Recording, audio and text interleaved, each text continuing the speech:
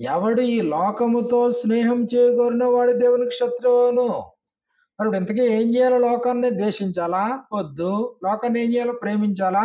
Yes, ప్రేమించాలి. లోకంతో స్నేహం చేయాలా? నో, ఎట్టి పరిస్థితుల్లో స్నేహం చేయొద్దు. మరి లోకంతో పొత్తు పెట్టుకోవాలా? పొత్తు పెట్టుకోవద్దు. మరి ఎలా మరి బ్రతకడం ఎలాగ లోకంలో? యోహాను సువార్త 15వ అధ్యాయము 18వ వచనం నుండి మనకి ఇలా వ్రాయబడింది. యోహాను సువార్త 15వ అధ్యాయము 18వ వచనం నుండి, లోకము మిమ్మును ద్వేషించిన యెడల మీకంటే ముందుగా నన్ను ద్వేషించినని మీరు ఎరుగుదురు. లోకము మిమ్మును ద్వేషించిన యెడల,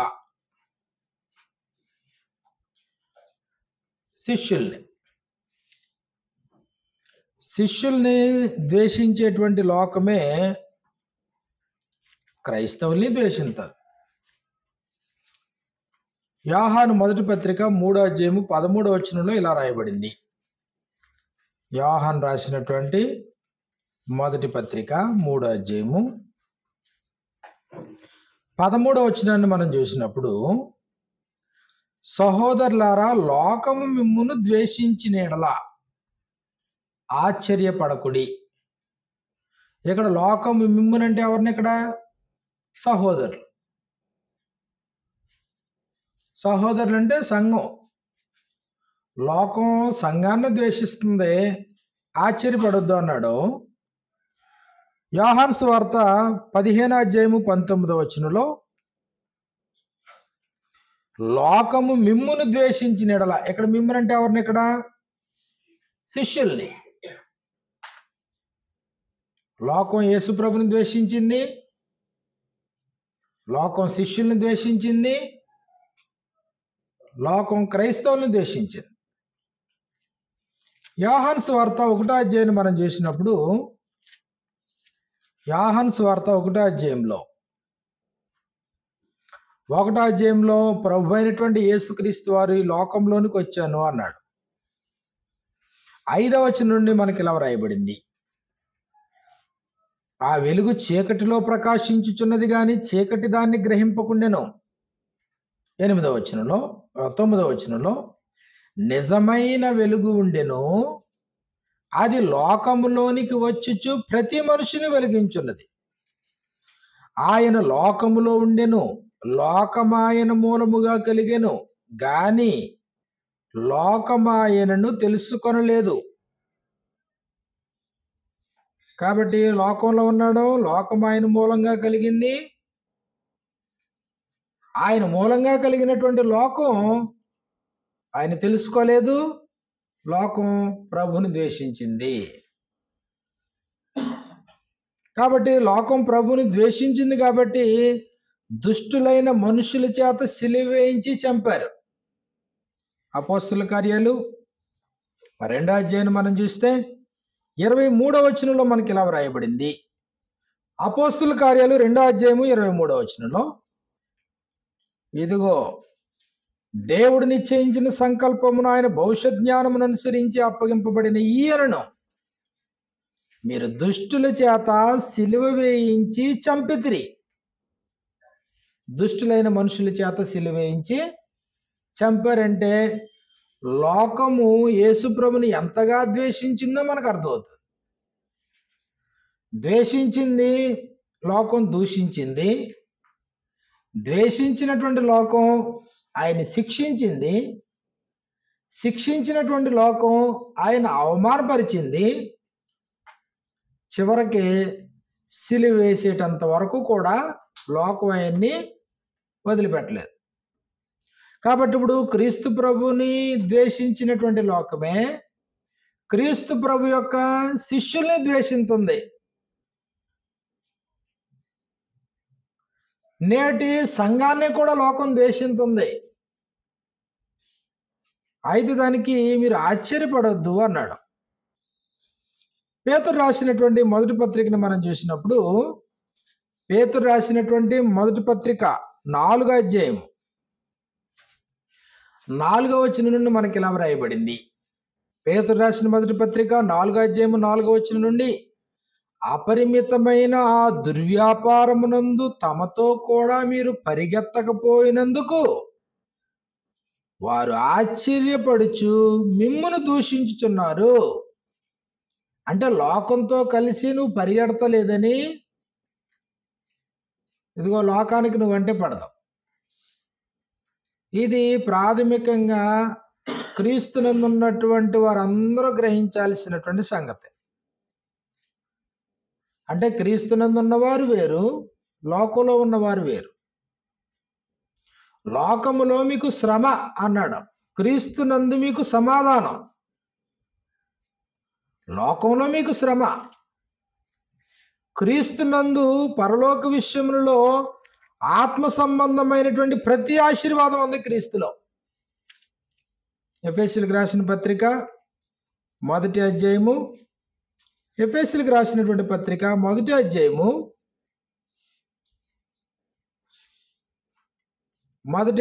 3వ వచనంలో మనకి ఇలా వ్రాయబడింది, క్రీస్తు యేసునందు పరలోక విషయములలో ఆత్మ సంబంధమైన ప్రతి ఆశీర్వాదమును ఆయన మనకు అనుగ్రహించాడు. అంటే క్రీస్తులో ఆశీర్వాదాలు ఉన్నాయి, లోకములో మీకు శ్రమ అన్నాడు. యోహాను సువార్త 16:33 మనకి ఇలా వ్రాయబడింది. యోహాను సువార్త 16:33 నాయందు మీకు సమాధానము కలుగునట్లు ఈ మాటలు మీతో చెప్పుచున్నాను, లోకములో మీకు శ్రమ. లోకములో మీకు శ్రమ. క్రీస్తునందు సమాధానం, క్రీస్తునందు శాంతి, క్రీస్తునందు పరలోక విషయములలో ఆత్మ సంబంధమైన ప్రతి ఆశీర్వాదం. లోకంలో మీకు శ్రమ. యోహాను సువార్త 15:27 మనకి ఇలా వ్రాయబడింది. యోహాను సువార్త 14:27 యోహాను 14:27 శాంతి మీకు అనుగ్రహించి వెళ్ళుచున్నాను. శాంతి అంటే ఆ 3వ నెంబర్ వేసి పుట్టినోట్లో అడుగుని సమాధానము అన్నాడు. సమాధానము మీకు అనుగ్రహించి వెళ్ళుచున్నాను, నా శాంతినే మీకు అనుగ్రహించుచున్నానంటే నా సమాధానము మీకు అనుగ్రహించున్నాను. లోకం ఇచ్చినట్లుగా నేను మీకు అనుగ్రహించట్లేదు. మీ హృదయమును కలవరపడనీయకుడి, వెరవనీయకుడి. కాబట్టి లోకంలో మీకు కలవరపాటు, లోకంలో మీకు శ్రమ, లోకంలో మీకు ఆందోళన. ఎందుకు? లోకాధికారి అపవాది కాబట్టి. ఇదిగో ఈ లోకాధికారి బయలు వెళ్ళాడు అన్నాడు. లోకాధికారి అంటే ఎవరు? లోకాధికారి అపవాది, సాతాను. కాబట్టి పరిశుద్ధులైనటువంటి వారు ఎరగాల్సినటువంటి సంగతి ఏంటంటే, లోకం అంటే ఏంటో తెలియాలి. లోకము ప్రభువుని ఎందుకు ద్వేషించిందో తెలియాలి. లోకము ప్రభు యొక్క శిష్యుల్ని ఎందుకు ద్వేషించిందో తెలియాలి. లోకము నేడు మనల్ని ఎందుకు ద్వేషిస్తుందో తెలియాలి. అసలు లోకంలో మనకి ఎలాంటి బెనిఫిట్ ఉందో తెలియాలి. క్రీస్తులో మనకి ఎలాంటి బెనిఫిట్ ఉందో మనకు తెలియాలి. లోకపు అధికారి ఎవరో మనకు తెలియాలి. క్రీస్తునందు మన అధికారి, మన ఏలిక ఎవరో మనకు తెలియాలి. కాబట్టి బైబిల్ గ్రంథం చెప్పింది లోకాన్ని స్నేహించొద్దు అన్నాడు. అంతే. లోకమునైనను లోకములో ఉన్న వాటినైనను మీరు ప్రేమించొద్దు. ఈ లోకాన్ని అంతటిని చూసినప్పుడు, అంటే లోకజనులందరినీ చూసినప్పుడు అది యెహోవా దృష్టికి చెడిపోయి ఉందన్నాడు. ఆదికాండము 6వ అధ్యాయాన్ని మనం చూసినప్పుడు, ఆదికాండము 6వ అధ్యాయంలో మనకి ఇలా వ్రాయబడింది. ఆదికాండము 6వ అధ్యాయము, ఆదికాండము 6వ అధ్యాయంలో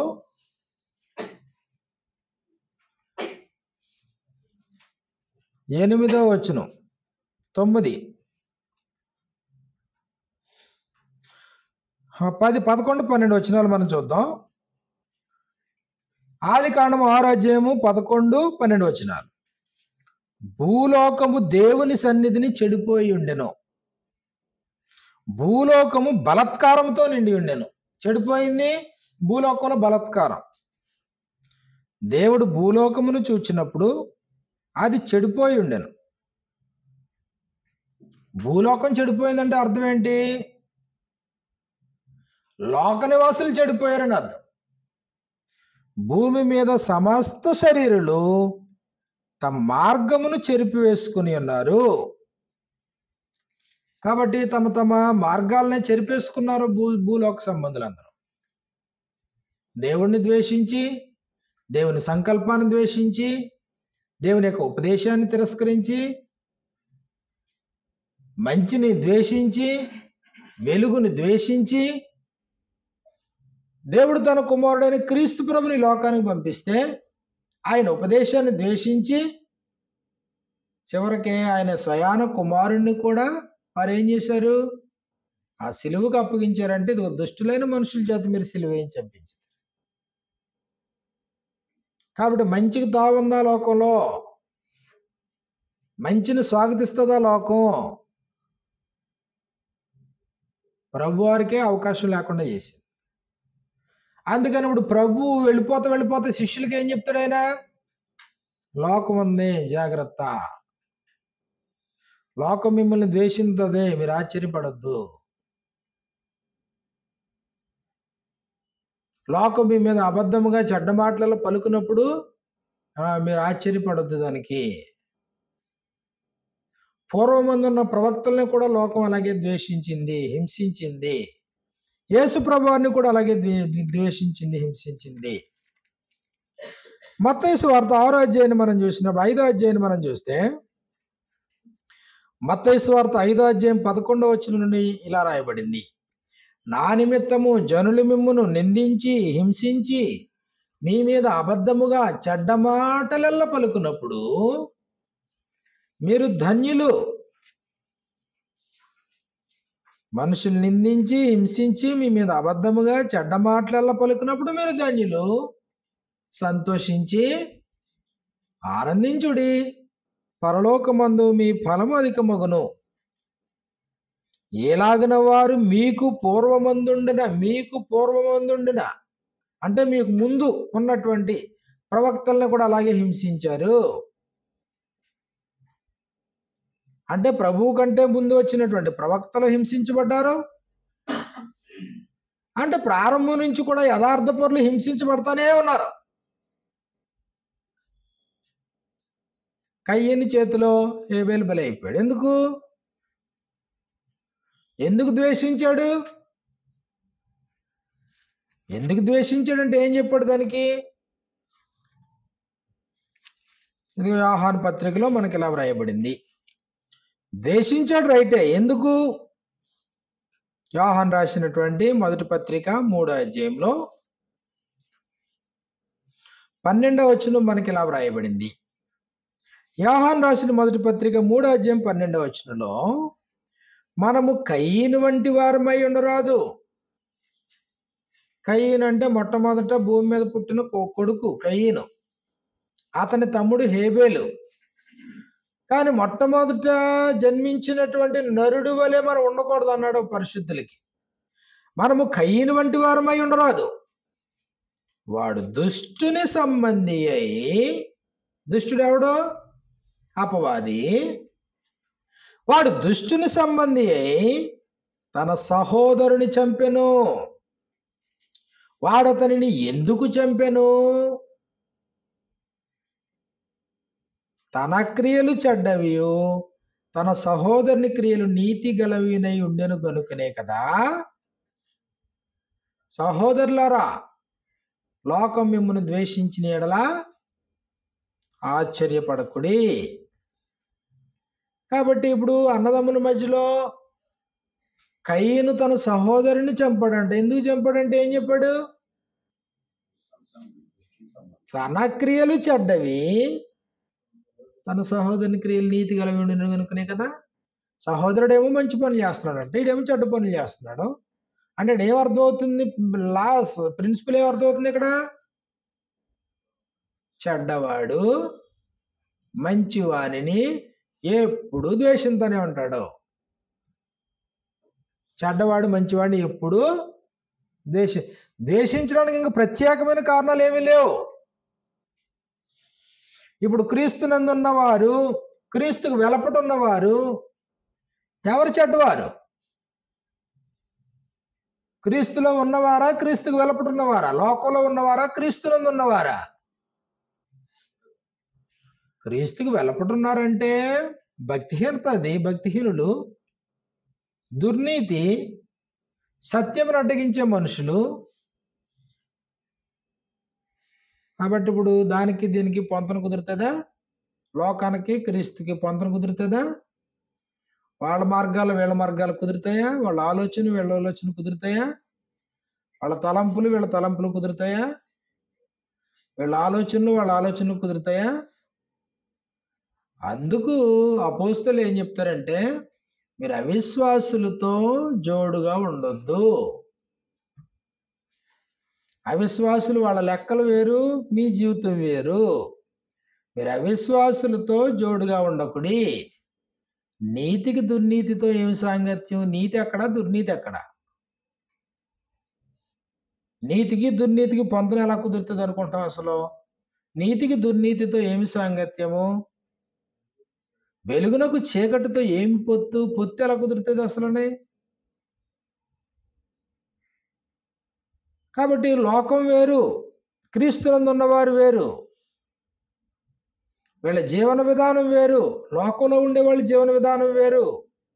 ప్రవక్తలకే లోకానికే పడలేదు, ఇదిగో యేసుప్రభు వారికి లోకానికే పడలేదు, శిష్యులకి లోకానికే పడలేదు, క్రైస్తవులకి లోకానికి కూడా పడదు.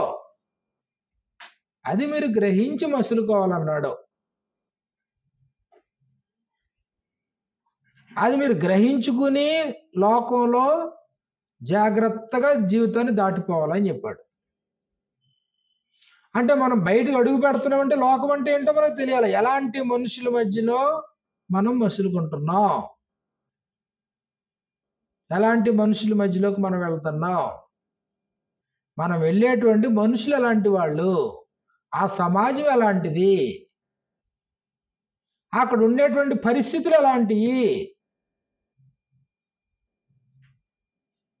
ఇది మసులుకుని బ్రతకడం అన్నమాట క్రైస్తవ జీవితం అంటే. క్రీస్తుకు వెలుపటున్నటువంటి వారు ఎలాంటి వాళ్ళు? పిల్లల్ని చిన్నప్పటి నుంచి ఇదిగో ఆ వయసు నుంచి స్కూల్కి పంపిస్తాం. ఇంటి వాతావరణం వేరు, స్కూల్ వాతావరణం వేరు. ఇంటికంటే స్కూల్ వాతావరణం బెటర్గా ఉంటుందా? ఇంటికంటే స్కూల్ వాతావరణం బెటర్గా ఉంటుంది అనుకున్నప్పుడు అడ్వాన్స్గా ఇంకా ముందుగానే స్కూల్లో జాయిన్ చేసేస్తాం. మేము చెప్పలేకపోతున్నామండి, మేము భరించలేకపోతున్నామండి, మేము తట్టుకోలేకపోతున్నామండి. అందులో పడేస్తే బాగుపడతారు. అందులో పడేస్తే ఎలా బాగుపడతారు? అందులో పడేస్తే చెడిపోయేస్తారు. అక్కడి నుంచి ప్రారంభమవుతుంది ప్రస్తావన. వాళ్ళ జీవితంలో అధిక భాగం ఎక్కడ? స్కూలు, కాలేజీ, లేకపోతే ఉద్యోగాలు, లేకపోతే లోకం. ఇది పరిస్థితి, వాతావరణం. వాళ్ళకి ఏ రోజైనా గ్రహింపుకి వచ్చిందా? లోకం అంటే ఇది, సమాజం ఇది. ప్రభు అన్నాడు మూర్ఖులకు తరం అన్నాడు.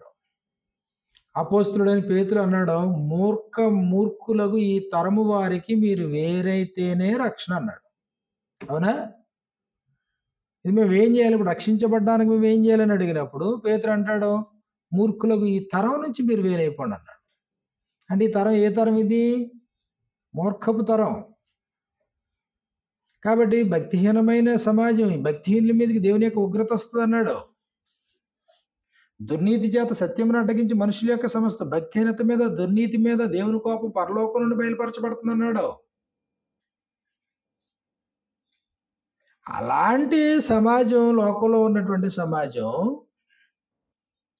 కాబట్టి ఇప్పుడు నువ్వు వాళ్ళ దగ్గర నువ్వు ప్రవర్తించేటప్పుడు చాలా జాగ్రత్తగా నువ్వు ప్రకటించాల్సినటువంటి, వాళ్ళ మధ్యలో సంచరించాల్సినటువంటి అవసరం ఉంది.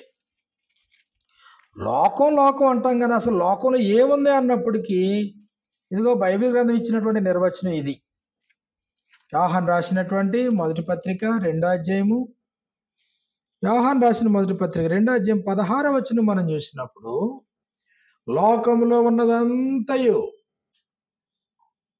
లోకంలో ఉన్నదంతా శరీరాశ, నేత్రాశ, జీవపుడమ్ము. లోకంలో ఉన్నదంతా శరీరాశ, నేత్రాశ, జీవపుడమ్ము.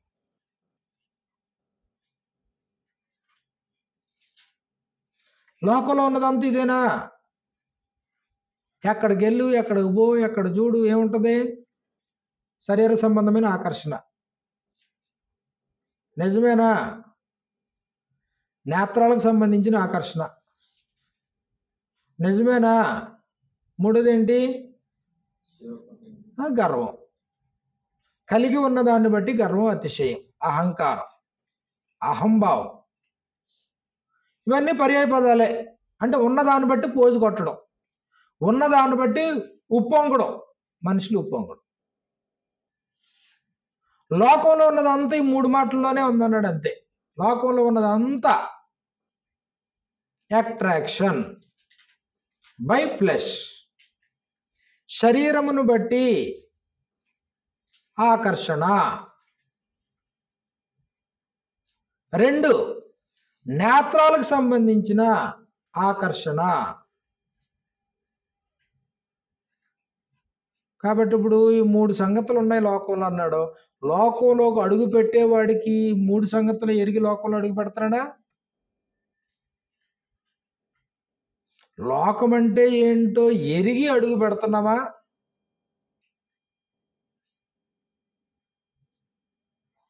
లోకం అంటే ఏంటో తెలియజేసి పిల్లలను లోకంలోకి పంపిస్తున్నావా?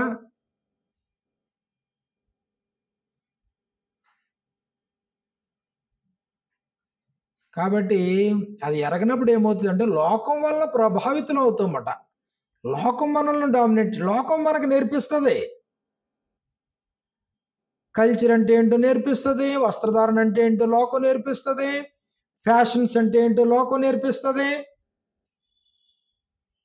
ఎలా మాట్లాడాలో, ఇతరులను ఎలా పొడగట్టాలో లోకం నేర్పిస్తుంది, యుక్తులు ఎత్తుకు పై ఎత్తులు ఎలా వేయాలో లోకం నేర్పిస్తుంది, బ్రతకడం ఎలాగో లోకం నేర్పిస్తుంది. అప్పుడు ఏమవుతుంది? అప్పుడు ఇదిగో వెలుగు సంబంధులు లోక సంబంధులతో కలిసి లోక సంబంధుల వల్ల మేల్కొల్పు పొందారు. కాబట్టి నీవు లోక సంబంధులకి నువ్వు తీర్పు తెచ్చాల్సినటువంటి వాడివి. కానీ ఇప్పుడు చెప్పించుకునే స్థాయికి వచ్చావు. ఎవరితోని? లోక సంబంధమైనటువంటి మనుషులతో. కాబట్టి ఇదిగో వెలుపటి వారి ఎడల మీరు జ్ఞానం కలిగి ప్రవర్తించండి అన్నాడు. కొలస్సీలకు రాసిన పత్రికలో, కొలస్సీలకు రాసినటువంటి పత్రికను మనం చూసినప్పుడు 4వ అధ్యాయం 5వ వచనం మనకి ఇలా వ్రాయబడింది. కొలస్సీలకు రాసిన పత్రిక 4వ అధ్యాయం 5వ వచనంలో, సమయమును పోనీయక సద్వినియోగము చేసుకొనుచు సంఘమునకు వెలుపటి వారి ఎడల. ఎవరంటే సంఘానికి వెలుపటి వారి ఎడల జ్ఞానము కలిగి నడుచుకొనుడి. జ్ఞానము కలిగి నడుచుకో సంఘానికి వెలుపటి వారి ఎడల.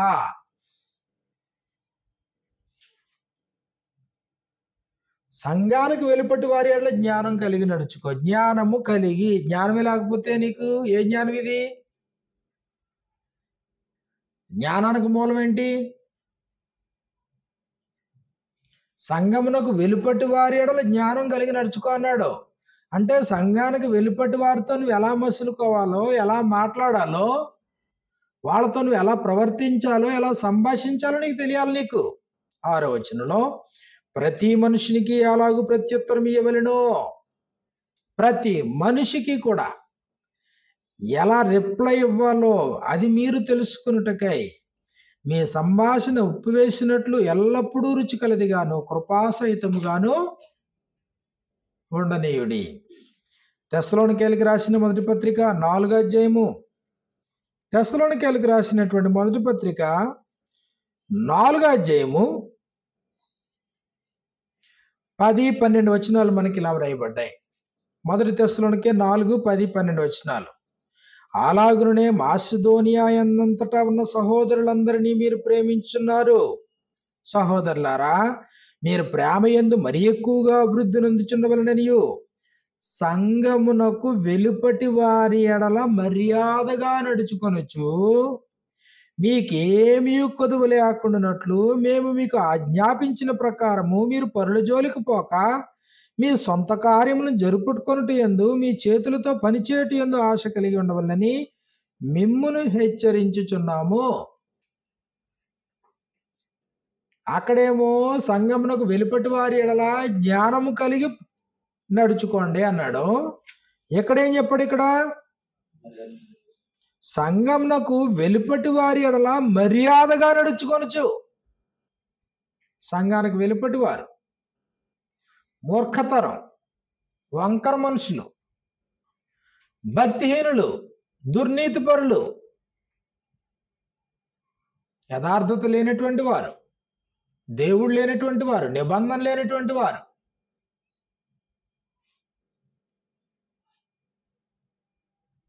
కానీ దేవుడు వాళ్ళని ప్రేమిస్తున్నాడా?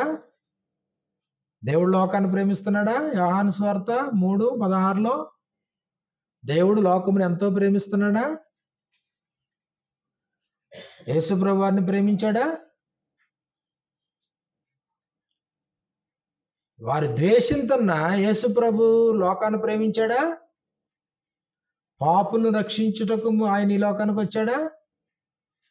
నశించిన దానిని వెదకి రక్షించుటకే మనుష్య కుమారుడు ఈ లోకానికి వచ్చాడా? మరి యేసు ప్రభు శిష్యులు, అపోస్తలులు లోకాన్ని ద్వేషించారా, ప్రేమించారా? లోకాన్ని ప్రేమించారు కదా. కానీ లోకం మాత్రం వారిని ఏం చేస్తుంది? ద్వేషిస్తానే ఉంది. మరి క్రైస్తవ సమాజం ద్వేషించే వారిని ద్వేషించాలా, బదులు ద్వేషించాలా? ద్వేషించే వారిని ప్రేమించాలా? క్రైస్తవ సమాజం మిమ్మల్ని హింసించు వారి కొరకు ప్రార్థన చేయుడి, మీ శత్రువులను మీరు ప్రేమించుడి. కాబట్టి శత్రువులైనా, మిమ్మల్ని ద్వేషించేవారైనా మీరు పగ తీర్చుకోవద్దు. మీరేం చేయాలి? మీరు ప్రేమించండి. అంటే ఇక్కడ 2 సంగతులు అర్థమవుతుంది. ఒకటేంటంటే, లోకం అనేది నీకు అత్యంత ప్రమాదకరమైంది. లోకం నిన్ను ద్వేషిస్తుంది, లోకం నిన్ను మార్చేస్తుంది, లోకం నిన్ను తనలో కలుపుకునే ప్రయత్నం చేస్తుంది, లోకం నీకు అడ్డము, ఆటంకము. నువ్వు ఎంత మంచిగా ఉన్నా లోకం బురదలుతూనే ఉంటది. అది లోకం అంటే. అలా అని చెప్పేసి వాళ్ళని శత్రువులుగా భావించి వాళ్ళ మీద కక్ష తీర్చుకోవడమో మన పని. ఇక్కడ ఒకటే, మనల్ని మనం కాపాడుకోవడం మొదటిదే. మనల్ని మనం లోకం నుంచి కాపాడబడ్డం. రెండోది ఏం చేయాలా? వాళ్ళని ప్రేమించి సన్మార్గంలోనికి నడిపించడం. ఒకటి మనల్ని మనం కాపాడుకోవడం. భయంకరమైంది లోకం. లేఖనాలన్నీ అదే చెప్పినాయి. ఎవడు లోకముతో స్నేహము చేయగోరునో వాడు దేవునికి ఏమవుతాడు అన్నాడు? వాడు శత్రువు అవుతాడు అన్నాడు. యాకోబు రాసిన పత్రిక 4వ అధ్యాయము 4వ వచనంలో మనకి ఇలా వ్రాయబడింది. యాకోబు పత్రిక 4వ అధ్యాయము యాకోబు 4:4 మనం చూసినప్పుడు, వ్యభిచారిణులారా, ఈ లోక స్నేహము దేవునితో వైరమని మీరు ఎరుగరా? కాబట్టి ఎవడు ఈ లోకముతో స్నేహం చేయగోరునో. కాబట్టి ఎందుకు వచ్చిన గొడవని అసలు లోకంతో మాట్లాడడం అనేలా?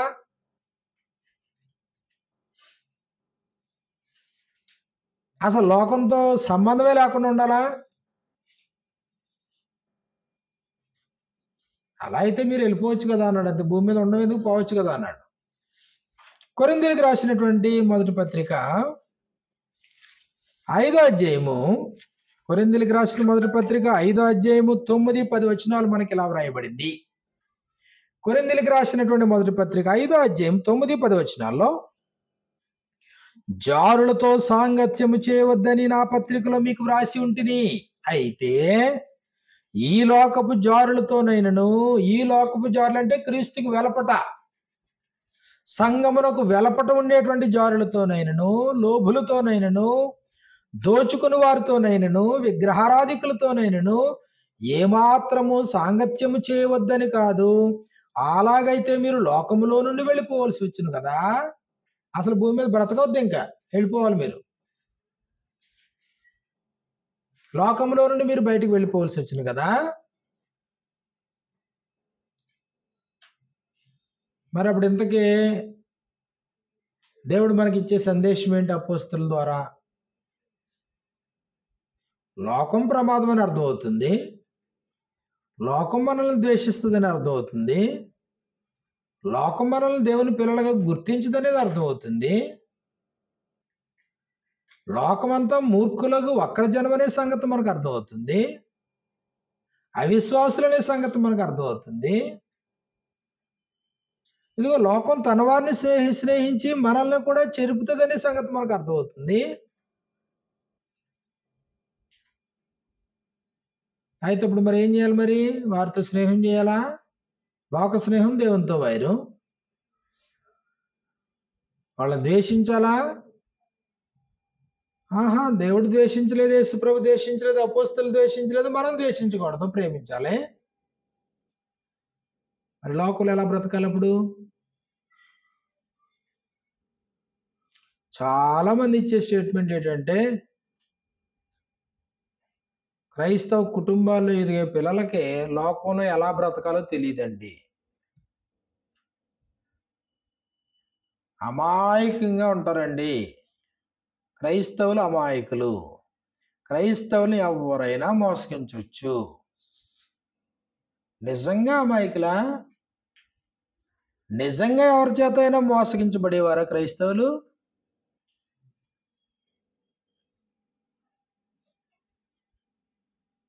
నిజమేనా అది?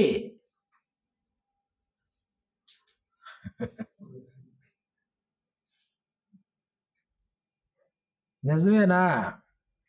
నువ్వు ఎక్కడ అడుగేస్తున్నావో అడుగేసే ప్రాంతం ఏంటో నీకు అర్థమవుతుంటే అది నిజం ఎలాగవుతుంది? దైవికమైన జ్ఞానం నీకు లేకపోతే అది నిజం, దైవికమైన జ్ఞానం ఉంటే అది నిజం కాదు. దైవికమైనటువంటి జ్ఞానం నీకుంటే లోకాన్ని ఇట్టే పసిగట్టగలవు, మనుషుల్ని ఇట్టే పసిగట్టగలవు. మోసపోయేటంత, నష్టపోయేటంత ఉండదు. క్రైస్తవుని యొక్క జ్ఞానం ముందు ఏ వ్యక్తి పనికిరాడు. అంటే మనకు అన్ని సంగతులు బోధించాడు ప్రభు, అన్ని సంగతులు మనం ఆజ్ఞాపించబడ్డాం. ఒక 5 నిమిషాలు ఎవరితో అయినా మాట్లాడి ఆ వ్యక్తి అలాంటి వాడు చెప్పగలం. క్రైస్తవుడికి ఆ జ్ఞానం ఉన్నవాడికి మాత్రమే అది సొంతం, అది అందరికీ కాదు. ఆ మాత్రం దానికి నెలల తరబడి, సంవత్సరాల తరబడి స్నేహం చేసి, 10 సంవత్సరాలు స్నేహం చేసి, లేదండి మేము మోసపోయామండి. ఎవరి వల్ల మోసపోయావు? స్నేహితుల వల్ల మోసపోయామండి, బంధువుల వల్ల మోసపోయామండి. మోసపోవడం ఏంటి? దేవుడు చెప్తలేదా గ్రంథంలో? లోకం ఏంటి చెప్పలేదా? ఎవరితో పొత్తు పెట్టుకోవద్దు చెప్పట్లేదా? ఆయన అన్ని స్పష్టంగా చెప్తున్నాడు. లోకం అంటే ఇది దుర్నీతి పరులతో నిండిపోయే లోకం, లేకపోతే భక్తిహీనమైనటువంటి లోకం, భక్తిహీనమైనటువంటి దురాశలతో నిండిపోయినటువంటి లోకం, దేవుని కానీ వాక్యానికి కానీ స్థానం ఇవ్వనటువంటి లోకం నీకు స్థానం ఎలా ఇస్తుందని అనుకుంటున్నావు? కాబట్టి లోకం అంటే ఏంటో స్పష్టంగా మనకు దేవుడు చెప్పాడు. లోకంలో ఏముంటుందో చెప్పేశాడు ఆయన. లోకాన్ని ఎట్టి పరిస్థితుల్లో నువ్వు ప్రేమిస్తే దేవునికి శత్రువు అవుతావు అని చెప్పాడు. కాబట్టి క్రైస్తవులైనటువంటి వారు, పరిశుద్ధులైనటువంటి వారు జాగ్రత్తగా లోకంతో వ్యవహరించాలి అన్నాడు. మిమ్మల్ని హేతువడుగు ప్రతివానికి సాత్వికముతోనూ భయముతోనూ సమాధానం చెప్పడానికి ఎల్లప్పుడూ సిద్ధంగా ఉండండి. నేను వాళ్ళతో మాట్లాడనంటే కుదరదు, వాళ్ళని పలకరించనంటే కుదరదు. నేను నా దేవుడు, నా ఇల్లు, నా వాకలు తప్ప ఇంక సమాజంతో నాకు సంబంధం లేదంటే కుదరదు. పొద్దున్న లేచి మార్కెట్కి పోవాలా, పొద్దున్న లేచి చేపలకి వెళ్ళాలా, మాంసానికి వెళ్ళాలా, లేదా కూరగాయలు ఎరిగిపోవాలా, చదువుకోవాలి, ఉద్యోగానికి పోవాలి, ఈ ఊరు కాదని ఇంకో ఊరు పోవాలా, ఆ ఊరు కాదని ఇంకో దేశం పోవాలా, నువ్వు అనేకమైన ప్రాంతాలు తిరుగుతూ ఉండాలా. నాకు దేనితో నాకు సంబంధం లేదు, నాదంతా నాది సెపరేట్ అంటే కుదురుతుందా? ఎట్టి పరిస్థితులను కుదిరేటువంటి పరిస్థితి కాదు. అలా అయితే మీరు లోకంలో వెళ్ళిపోవలసి వచ్చింది కదా, బతకూడదు మీరు అన్నాడనమాట. కానీ అదే సమాజంలో బ్రతుకుతాం. ఏ అవగాహనతో బ్రతుకుతాం? ఏ అవగాహనతో? వాళ్ళు ఏంటో మనకు ముందే తెలిసింది కాబట్టి జాగ్రత్తగా బ్రతుకుతాం. ఎంతవరకు అంతవరకే. లోక సంబంధమైనటువంటి జనులతో ఎంతవరకు అంతవరకే.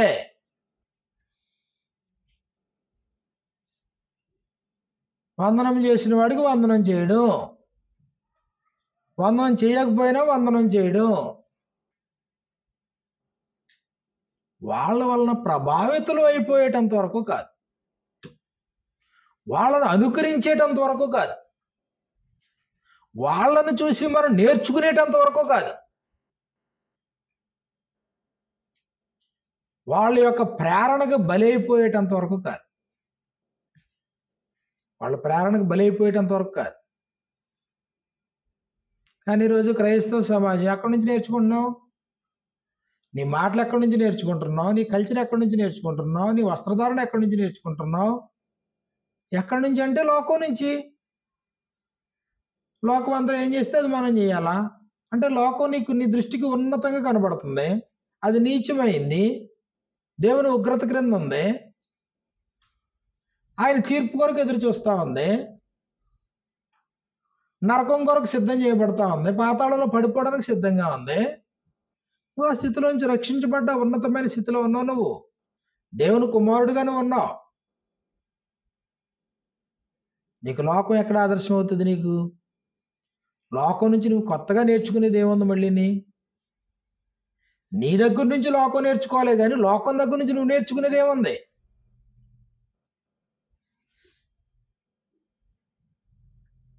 కాబట్టి లోకం అంటే ఏంటో తెలియాలి, స్పష్టంగా లోకం అంటే ఏంటో తెలియాలి. ఇప్పుడు గెర్షోన్ ఉన్నాడు, కాలేజీకి వెళ్తాడు, బస్సు ఎక్కుతాడు, ఇంటికి వస్తాడు, షెడ్కి వెళ్తాడు, లేకపోతే ఇదిగో ఆదివారం ప్రభు సన్నిధికి వస్తాడు. ఇప్పుడు పొద్దున్నేసి కాలు కదపాలా? అవసరం లేదా? అటు ఇటు వెళ్ళాలా? ఇప్పుడు కాలేజీకి వెళ్ళాడు, అక్కడ ఉన్న వాళ్ళు 100% ఎవరో అది తెలియాలన్నమాట. లేదంటే అదిగోడు ఆడు ఆ సొక్క వేసుకున్నాడు, నాకు అదే సొక్కే కావాలా, ఆడు మెడలో ఇది వేసుకున్నాడు, నాకు ఇది కావాలా, వీళ్ళందరూ పిక్నిక్ వెళ్తున్నారు, నేనే వెళ్తాను, అది ఇలాగా అంటే అక్కడి నుంచి నేర్చుకుంటాడు అన్నమాట. మగపిల్లడు కాబట్టి చెప్పాను, ఆడపిల్లలైనా అంతే.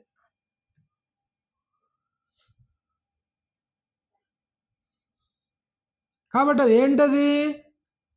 పాపపు లోకం, అపవాది లోకం. అపవాది దాని అధికారి. శరీరాశ, నేత్రాశ, జీవపడంబంతో నిండిపోయింది.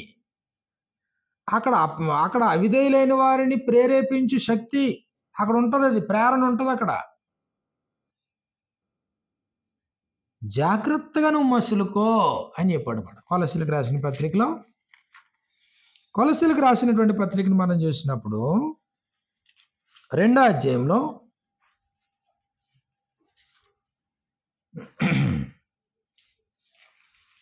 కొలసీలకు రాసినటువంటి పత్రిక 2వ అధ్యాయం మనం చూస్తే, క్షమించండి, ఫిలిప్పీలకు రాసిన పత్రిక 2వ అధ్యాయము 14-15 వచనాలు మనకి ఇలా వ్రాయబడింది. ఫిలిప్పీలకు రాసిన పత్రిక 2వ అధ్యాయం 14-15 వచనాల్లో, మీరు మూర్ఖమైన వక్రజనము మధ్య నిరపరాధులను, నిష్కళంకులను, అనింద్యులనైన దేవుని కుమారులగునట్లు సణుగులు సంశయములు మాని సమస్త కార్యములను చేయుడి.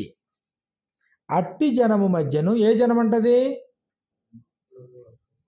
మూర్ఖమైన వక్రజనము మధ్యన తప్పించుకుని తిరగాలన్నాడు.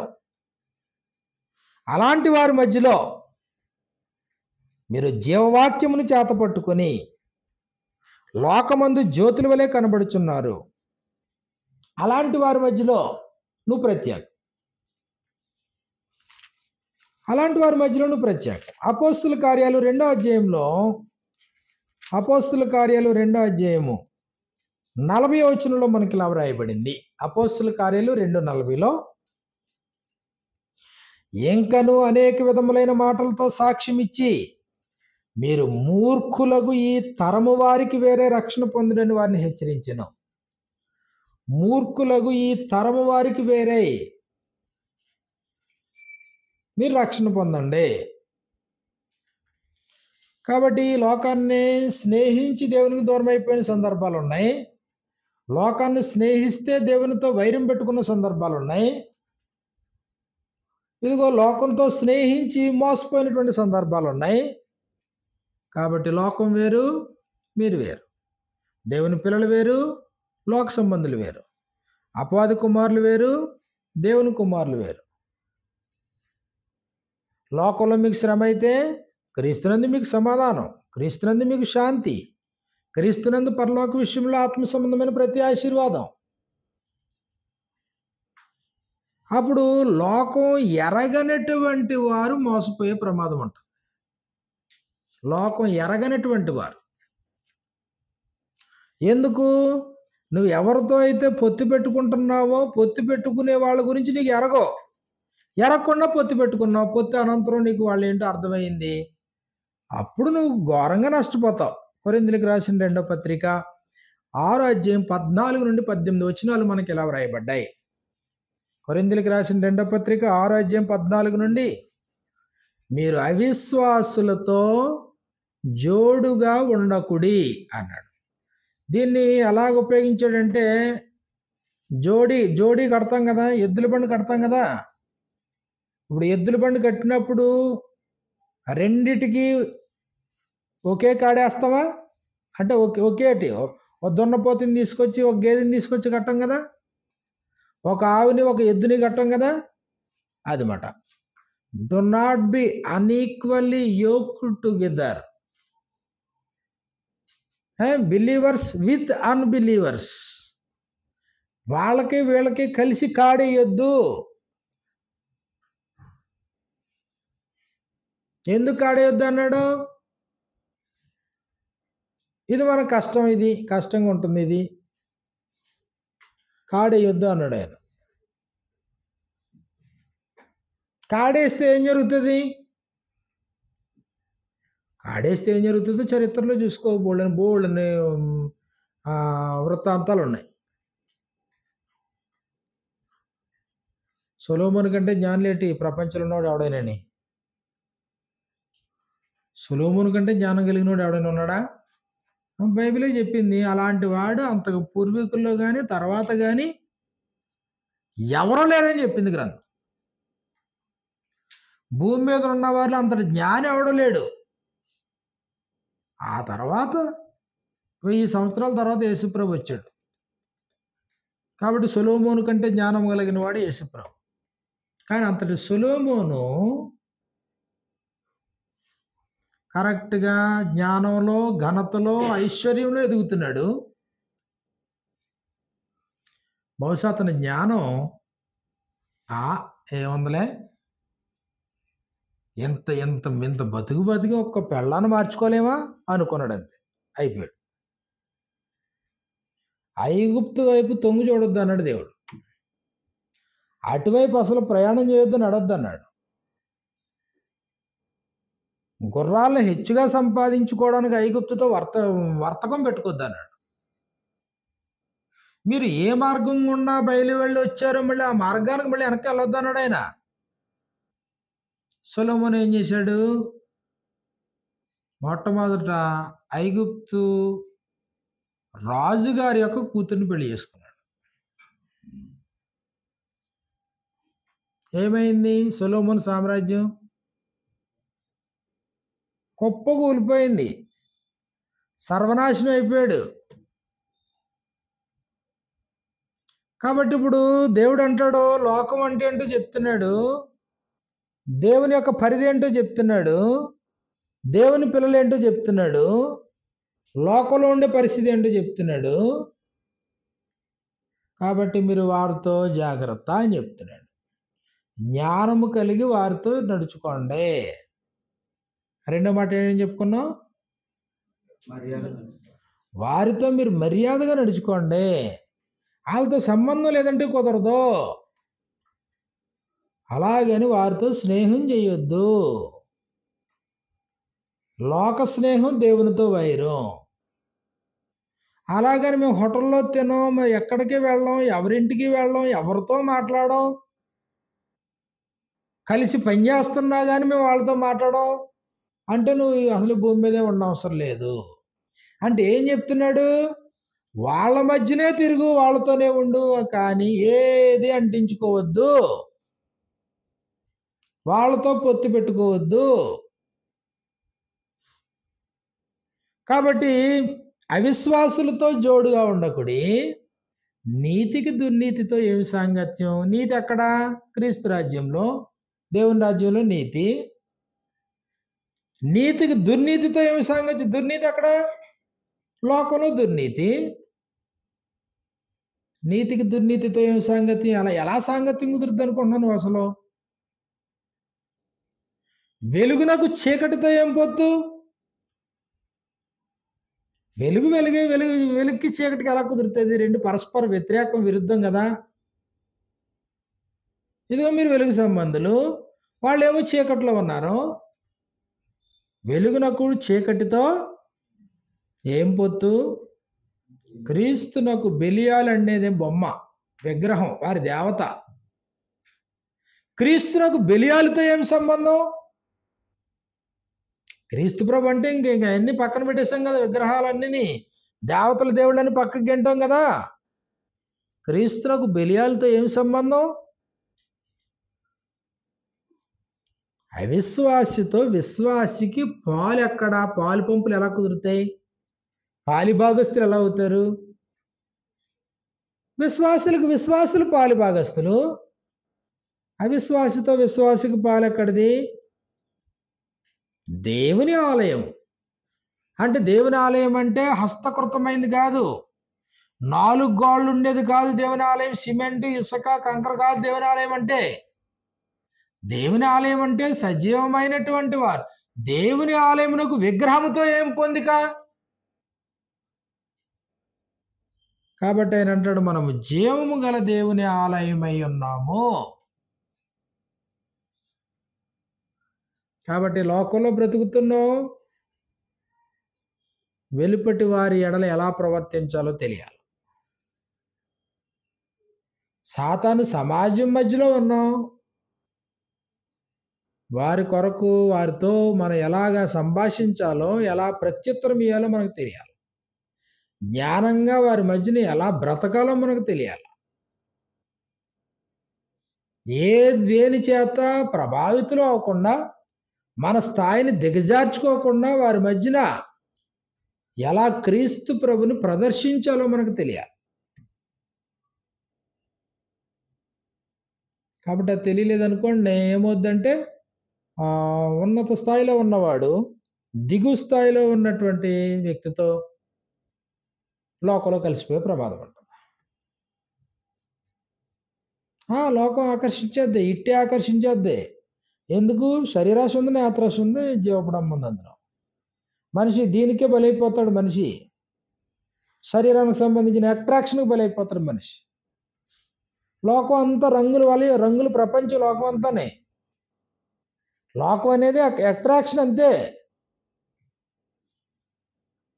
మీరు ఎక్కడికి వెళ్ళండి, ఏం చూడండి, ఏ షాప్ చూడండి, ప్రతిదీ అట్రాక్షనే. ఏది చూసినా అట్రాక్షనే. కాబట్టి లోకం నేత్రాలకు సంబంధించిన అట్రాక్షను, దేహానికి సంబంధించిన అట్రాక్షను. మనకి ఎలా ఉంటుంది? మనకి పొరిగింటి పుల్లకూర రుచిగా ఉంటుంది. ఎక్కడో రెస్టారెంట్లో వండింది మంచి మంచి బాగుంటుంది, అది ఇంట్లో వండింది నచ్చదు. బుద్ధి శూన్యుడికి అయితే అలాగే జరుగుతుంది. అంతే బుద్ధి లేనివాడికి అది. బుద్ధి ఉన్నవాడు ఎవడో బయట తినడం, గత్యంతరం లేకపోతే తప్ప, అవకాశం లేకపోయినప్పుడు. సాధ్యమైనంత వరకు ఇంట్లో వండుకున్న దాన్ని శ్రేయస్కరం, అది శ్రేష్టం. అది చక్కగా ప్రేమతో వండుకునేది, బ్రతకడానికి. అది బయట దేనికి? అది బిజినెస్, అది సంపాదించుకోవడానికి. అది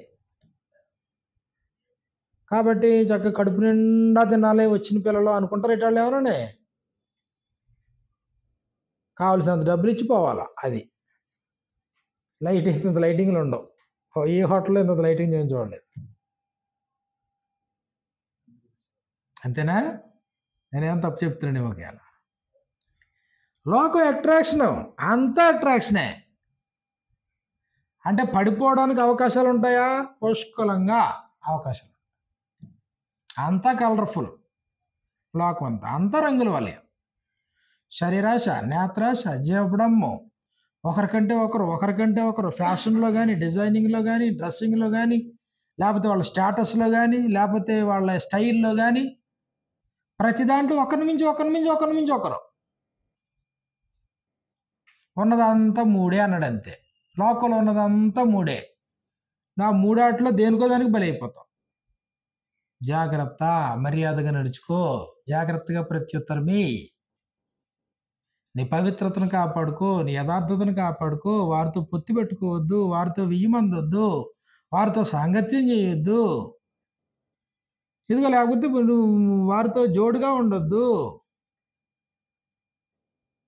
నీ లైన్ వేరు, వాళ్ళ లైన్ వేరు. నీ పద్ధతి వేరు, వాళ్ళ పద్ధతి వేరు. నీ విశ్వాసం వేరు, వాళ్ళ విశ్వాసం వేరు. నీ నిరీక్షణ వేరు, వాళ్ళ నిరీక్షణ వేరు. నీకు ఇంపార్టెంట్ అయినది వాళ్ళకి ఇంపార్టెంట్ కాదు. కాబట్టి లోకం మిమ్మల్ని ద్వేషింతనే ఉంటుంది. ఎందుకు ద్వేషింతుంది? మీరు వారితో కలవట్లేదని, వారితో కలిసి పరిగెత్తట్లేదని లోకం మిమ్మల్ని ద్వేషింది. ఆశ్చర్యపడిపోవద్దు. యేసుప్రభు కంటే ముందు ప్రవక్తలు లోకానికి వస్తే ప్రవక్తలను హింసించింది లోకం. యేసుప్రభుని హింసించింది. ఆ తర్వాత యేసుప్రభు శిష్యుల్ని ద్వేషించింది, హింసించింది. పరిశుద్ధుల్ని కూడా హింసించది. మీరే ఆశ్చర్యపడవద్దు, కక్ష తీర్చుకోవద్దు. ప్రేమించండి, వారిని మార్చే ప్రయత్నం చేయండి. కాబట్టి లోకంలో తప్పించుకుని తిరగడం రాకపోతే క్రైస్తవ జీవితానికి అర్థం లేదు. ఇంకా ఈ క్రైస్తవ జ్ఞానం యొక్క పరిస్థితి ఏంటంటే తప్పించుకుని తిరగడం రావాలా, అంతే. ప్రపంచం అంతా తిరుగు, తప్పించుకుని తిరగడం రావాలి. ఎక్కడైనా చదువుకో, ఎక్కడైనా ఉద్యోగం చేసుకో, ప్రపంచంలో ఏ మూలకైనా వెళ్ళిపో, తప్పించుకుని తిరగడం రావాలి. లోకానికి గురైపోకూడదు, లోకానికి బలైపోకూడదు, లోకం చేత మోసపరచబడకూడదు. లేకపోతే లోకం వేసేటువంటి ఉరులకి నువ్వు పడిపోకూడదు. అందులో నువ్వు ప్రత్యేకం, నీ జీవితం ప్రత్యేకం, నీ గమ్యం ప్రత్యేకం, నీ అవగాహన ప్రత్యేకం. అదే ప్రకారంగా నిత్య జీవాన్ని మనం చేరుకోవాలి.